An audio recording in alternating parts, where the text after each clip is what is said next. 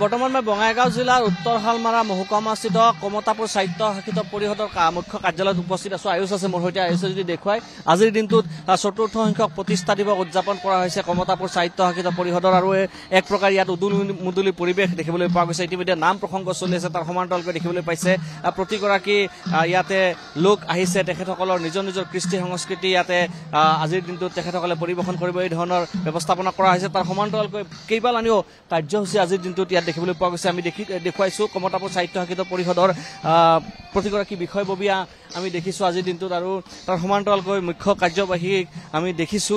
আৰু ইতিমধ্যে যি কাৰ্যসূচী আছে, কেইবাটাও কাৰ্যসূচী ইতিমধ্যে সমাপ্ত হৈছে আৰু বহু সংখ্যক কাৰ্যসূচী আছে। আমি অকণমান জানিবলৈ যত্ন কৰিম। মুখ্য কাৰ্যবাহী পাৰিষদ আছে মোৰ সৈতে। জিবেশ আপোনাক স্বাগতম জনাইছো। আজি চতুৰ্থ সংখ্যক আপোনালোকৰ প্ৰতিষ্ঠা দিৱস, কি ধৰণৰ কাৰ্যসূচী আজিৰ দিনটোত ৰাখিছে, কি ক'ব? হয়, আজি আমাৰ চতুৰ্থতম কমতাপুৰ স্বায়ত্তশাসিত পৰিষদৰ প্ৰতিষ্ঠা দিৱস। 2020 চনতে আমাৰ তেতিয়াৰ সন্মানীয় মন্ত্ৰী আমাৰ ডক্টৰ হিমন্ত বিশ্ব শৰ্মা ডাঙৰীয়া আৰু তেতিয়াৰ যিখন চৰকাৰৰ নেতৃত্বত, বিজেপি নেতৃত্বাধীন চৰকাৰখনৰ নেতৃত্বত আজিৰ তাৰিখতে 3 ছেপ্টেম্বৰ তাৰিখতে বিধানসভাত কমতাপুৰ স্বায়ত্তশাসিত পৰিষদৰ বিলখন পাছ হৈছিল। আৰু সেই দিনটোৰ প্ৰতি লক্ষ্য ৰাখি প্ৰতি বছৰে আমি প্ৰতিষ্ঠা দিৱস পালন কৰোঁ। আৰু এইবেলি আমি ব্যতিক্ৰমভাৱে অলপ প্ৰতিষ্ঠা দিৱস পালন কৰাৰ প্ৰয়াস কৰিছোঁ। সকলোৱে গম পায় যে আমাৰ কোচ ৰাজমুখী সংগ্ৰামত যিসকল আমাৰ প্ৰাক্তন সংগ্ৰামী আছিল, জ্যেষ্ঠসকল আছিল, এই জ্যেষ্ঠ নেতৃবৰ্গক আজি আমি আমন্ত্ৰণ কৰিছোঁ।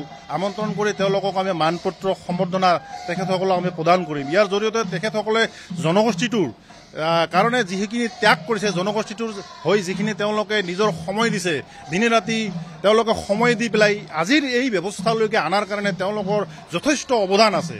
আৰু যাৰ কাৰণে তেখেতসকলক স্বীকৃতি দিয়াৰ কাৰণে, তেখেতসকলক সম্বৰ্ধনা দিয়াৰ কাৰণে মানপত্ৰৰে আমি আজি তেওঁলোকক আমন্ত্ৰণ জনাইছোঁ।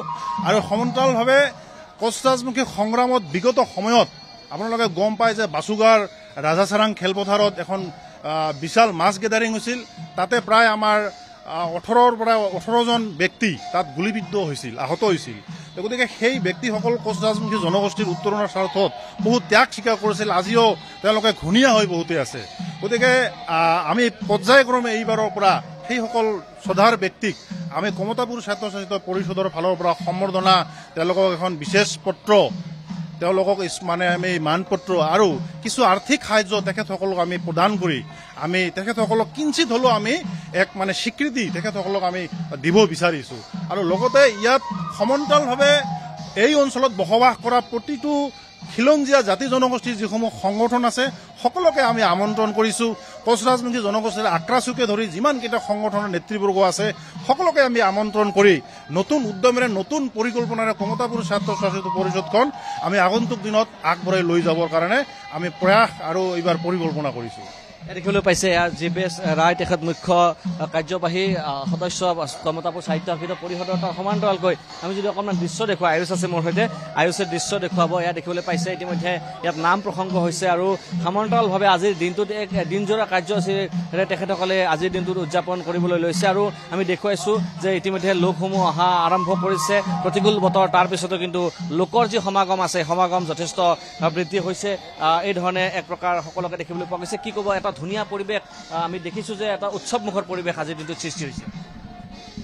আজি কমতাপুৰ অন্যতম কাউন্সিলৰ চতুৰ্থ সংখ্যক বাৰ্ষিক দিৱস, আজি প্ৰতিষ্ঠা দিৱস, চতুৰ্থ সংখ্যক প্ৰতিষ্ঠা দিৱস। ইয়াত আজিকালি কমতাপুৰ স্বায়ত্তশাসিত পৰিষদে আচলতে এইটো এটা ভাল দিন। ইয়াত এতিয়া আগন্তুক কাৰ্য ব্যৱস্থা কি হ'ব সেইখিনিও ৰাইজক আজিৰ দিনটোতে আচলতে জ্ঞাত কৰা হয়। এতিয়া ইয়াৰ পিছত মুকলি সভা হ'ব। মুকলি সভাত এইখিনি নিশ্চয় ৰাইজক জ্ঞাত কৰা হ'ব যে এক বছৰৰ কি পৰিকল্পনা আছে আৰু কমতাপুৰ পৰিষদখনত। কিন্তু এটা ভাল কথা হৈছে কি, আজি এই কমতাপুৰ অঞ্চলত বসবাস কৰি থকা যিমান খিলঞ্জীয়া জাতি জনগোষ্ঠী আছে গোটেইখিনি নেতৃত্ব ইয়াত আজি উপস্থিত হ'ব। গতিকে এটা কমতাপুৰ অট'নমাছ কাউন্সিলে এটা নতুন মাত্ৰাত যে আগবাঢ়ি আছে সেই কথাটো আজি ৰাইজে উমান পাব।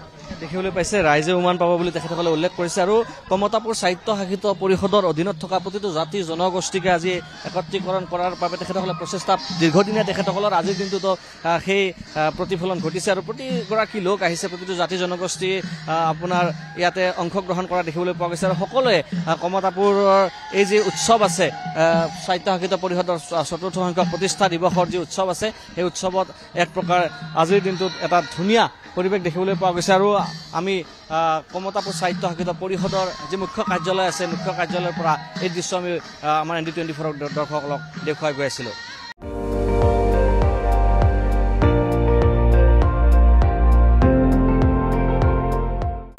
আপুনি চাই আছে ND24 সৰ্বশ্ৰেষ্ঠ নহয় সৰ্বোত্তমৰ দৌৰ।